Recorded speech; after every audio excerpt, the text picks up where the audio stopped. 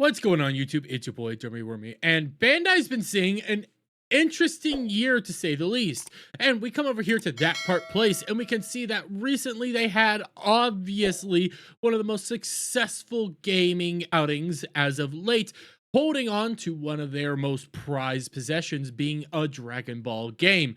And you see it right here, Dragon Ball Sparking Zero has huge early access launch with over 91,000 peak concurrent players and very positive reviews.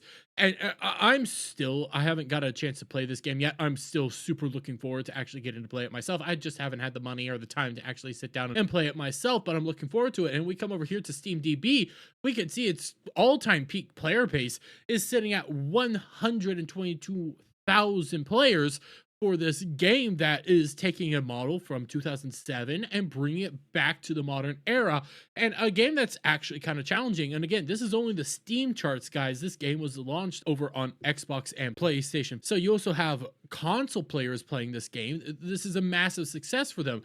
They're seeing constant revenue coming in here, and you come over here, it's already sold roughly around 3 million copies in its first 24 hours. This is a resounding success for Bandai and everything that's been going on with them, and also a resounding success for any of the Budokai Tenkaichi players from back in the day. This is awesome to see. So it kind of raises the question, what's going on here? Report Bandai Namco to cut staff and axe multiple games based off Naruto and One Piece amid $144 million write-off. This story gets a little weird and wonky, to be quite honest with you, and it is based more on the mobile gaming side of Bandai Namco and not games like Dragon Ball Z or any of their other flagship games that have been super successful, such as Elden Ring or the Ninja Storm games. And we scroll down here, Bandai Namco is reportedly axing multiple games, including those featuring characters from Naruto and One Piece, amid its $144 million write-off across its company. Bloomberg's Takashi Mochizuki reported that these cuts are primarily hitting the company's mobile game development. Smartphone and online games have borne the brunt of cooled sentiment, forcing Bandai Namco to overhaul its game title lineup, resulting in 21 billion yen or $141 million in write-downs in the 3 quarters to December. He noted that the company decided to either cancel or pause development of several games, including ones that feature characters from anime, Naruto, and One Piece, as well as projects commissioned by Nintendo Company. And this is a little weird considering over in the East, Japan, Asian markets, China, Korea, mobile gaming is huge over there. That's why they do produce a lot of mobile games, and you actually do get some decent mobile games. I have actually played a handful of Bandai's mobile games, and they are really well thought out, well designed. They actually look pretty darn good. There's a good Gundam one, for example, that I actually do like. It was like Gunpla builds or something like that. It's a fun game. And over in like Japan, this is a market that they just love. Everybody loves mobile gaming over in the East. This is kind of weird to see, so I don't know what's actually going on there. With the games being cut, so are employees, Michizuki added. Video game publisher Bandai Namco Holdings Inc.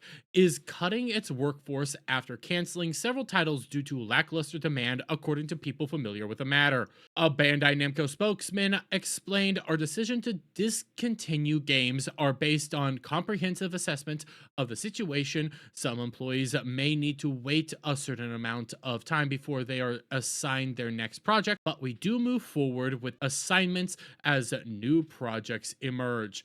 And it's weird just to see all this going on, especially considering they just had this massive success, and the mobile market over in East is just something completely different.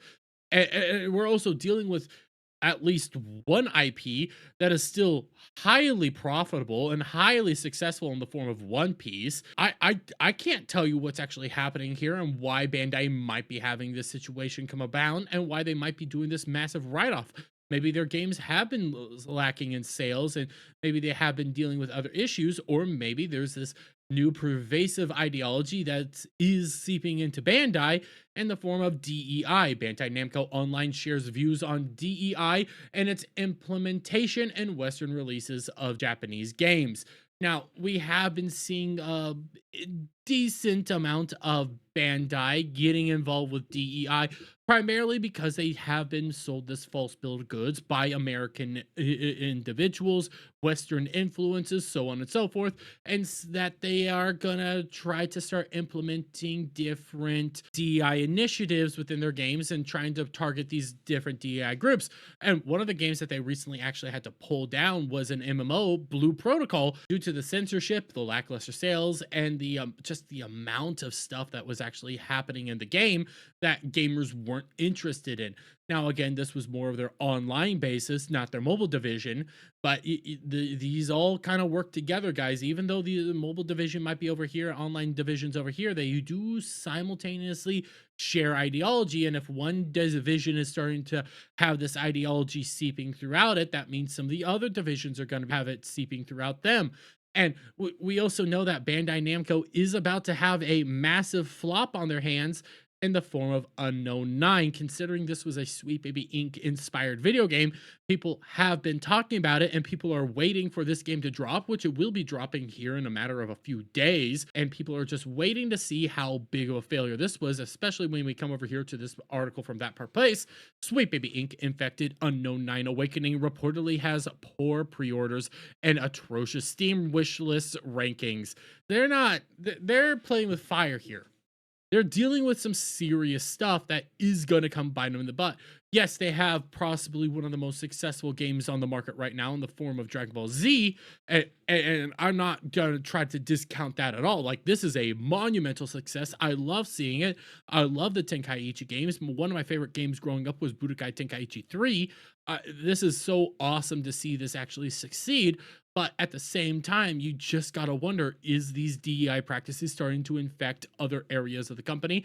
And is it starting to impact some of their performances within other divisions? That's the only thing that can make sense here on why they would actually come out here and potentially say, you know what, these mobile games aren't producing as much money as we want them to do, and that we might have to actually start doing these massive write-offs because nobody's actually playing our games or buying our games. Again, this is a mobile market thing that I don't have as much privy information about, but it is weird to see, especially considering, again, mobile gaming within Eastern markets is massive and is something that normally rakes in a buttload of money. That's why you get companies like Tencent heavily focusing in on mobile divisions and less so on actual like PC games and more platform games. But I'm going to leave it there, though. Let me get you guys' thoughts on all this down in the comments below. If you like this video, please give it a thumbs up, share it with friends, hit that subscribe button, hit that notification bell for every time I put out a new video live for you guys. And I'll see you all on the next one. Bye for now.